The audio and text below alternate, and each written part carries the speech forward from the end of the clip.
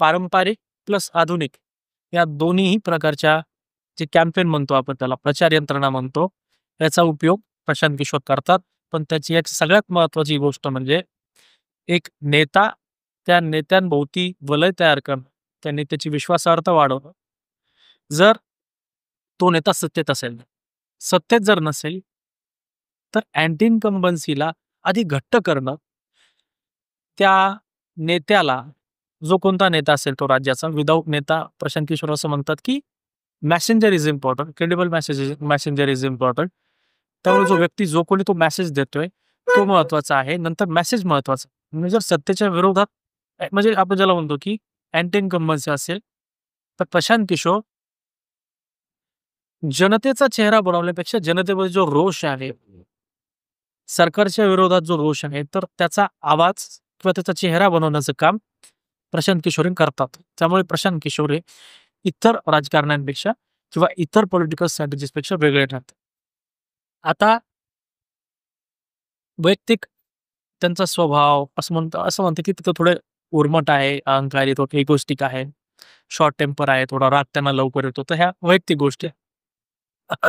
पण दुसरी एक गोष्ट जर बघायला गेली तर प्रशांत किशोर हे असे हडबडीत दिसत, प्रसिद्धीला हपापलेले दिसत नाहीत. काहीतरी बोलावं, काहीतरी कॉन्ट्रोवर्शियल बोलावं, निवडणूक स्वतःभोवती केंद्रित ठेवावी. म्हणजे जेव्हा ते कन्सल्टंट किंवा स्ट्रॅटेजिस्ट म्हणून काम करत होते किंवा करतात, त्या बाबतीची मी गोष्ट करतोय.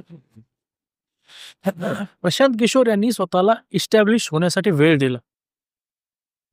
5-6 वर्ष, 7-8 वर्ष त्यांनी या इंडस्ट्रीमध्ये काम केलं. एक यंत्रणा बनवली, एक स्वतःची विश्वासार्हता निर्माण केली. मोठ्या नेत्यांमध्ये फक्त उठणं बसणं नाही किंवा त्यांचा आपल्याला काहीतरी फायदा होईल, फक्त ओळखी बनवण्यासाठी किंवा पैसा कमवण्यासाठी त्यांनी काही गोष्टी केल्या असं जाणवत नाही. म्हणजे तुम्ही बऱ्याच आपण बघितलं की बऱ्याच कन्सल्टन्सी किंवा बऱ्याच पॉलिटिकल स्ट्रॅटेजिस्ट यांची सुरुवात ही काय म्हणू आपण त्याला की स्वतःबद्दल सांगण्यापासून होते, तर शेवट पैशापर्यंत होतो, कॉन्टॅक्ट पर्यंत होतो. पण प्रशांत किशोर यांच्याबद्दल त्या गोष्टी हल्ली हल्ली ऐकू येतात. सुरुवातीला प्रशांत किशोर यांनी त्यांच्या कामाचा गवगब जसं म्हटलं आहे, प्रशांत किशोर यांनी स्वतःची स्तुती कमी, त्यांच्या कामातनं जास्त बोलले आणि याच्यामुळे झालं असं, त्यांच्याबद्दल जे बोलणारे लोक होते, ते खूप मोठे-मोठे लोक होते. त्यांची आकडेवारी, त्यांचा रिझल्ट, त्यांचं काम, त्यांची बोलण्याची पद्धत, त्यांचं कम्युनिकेशन, त्यांच्याकडे असलेली आकडेवारी, याच्यामुळे एक क्रेडिबल फेस, जो फक्त पैसाच नाही, तर तो एक योग्य व्यक्तीला योग्य पद्धतीने लोकांसमोर ठेवतो, अशी त्यांची इमेज तयार झाली. जसं मोदी यांचा पॅटर्न राहिला आहे, आधी त्यांनी मुख्यमंत्री बनून एक चार्मिंग डायनॅमिक फेस बनवून स्वतःला समोर केलं आणि एक प्रगतशील, विकसनशील, जे विकसित राज्याकडे ज्याची वाटचाल सुरू आहे, व्हायब्रंट स्टेट म्हणून गुजरातला लोकांसमोर आणलं. मोदी यांनी यासाठी प्रयत्न केले, पण त्यासाठी त्यांना तिथे कार्यरत राहणं महत्वाचं होतं. तसंच पद्धतीचं एक ब्रँड, ज्याला आपण म्हणतो की एक सॅच्युरेट होता कामा नये, तर त्या ब्रँडला एक व्हॅल्यू असली पाहिजे, क्रेडिबिलिटी असली पाहिजे, ऑथेंटिसिटी असली पाहिजे. हे खूप आयडियलिस्टिक किंवा आदर्शवादी नाही, ते एक रिअलिस्टिक गोष्ट आहे की तुम्ही जर तुमचे पाय घट्ट जमिनीत रुतलेले असाल, तर तुम्हाला असं सहजासहजी कोणी उचलून असं वर काढू शकणार नाही. तीच गोष्ट प्रशांत किशोर यांनी केली.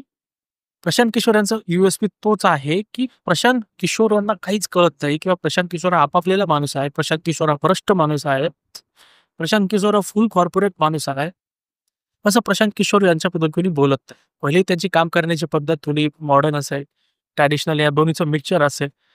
अशात त्यांनी जनसुराज्याची संघटना उभी केली, त्यामध्ये कॉर्पोरेट कन्सल्टंट किंवा कॉर्पोरेट लीडर ज्याला म्हणतो आपण, लिडरशिप, ह्या जरी गोष्टी केल्या असतील, पण प्रशांत किशोर यांनी स्वतःला उभं करण्यासाठी 10-15 वर्ष दिले, स्वतःच्या इमेज भोवती काम केलंय आणि जे काही त्यांनी रिझल्ट दिले 2014चे वगैरे, तर ते स्वतःचा दाखला देण्यासाठी वापरतात. इतर कन्सल्टंट असं करत नाहीत. म्हणून ते फक्त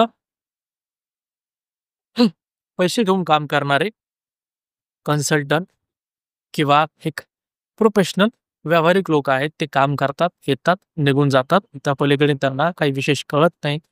त्यांना राजकारण कसं जिंकून द्यायचं हे कळतं, पण त्यांना राजकारण कळत नाही, त्यांना लोकशाही कळत नाही.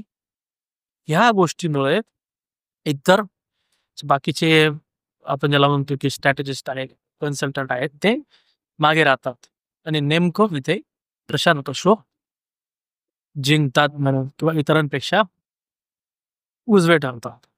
तर प्रशांत किशोर हे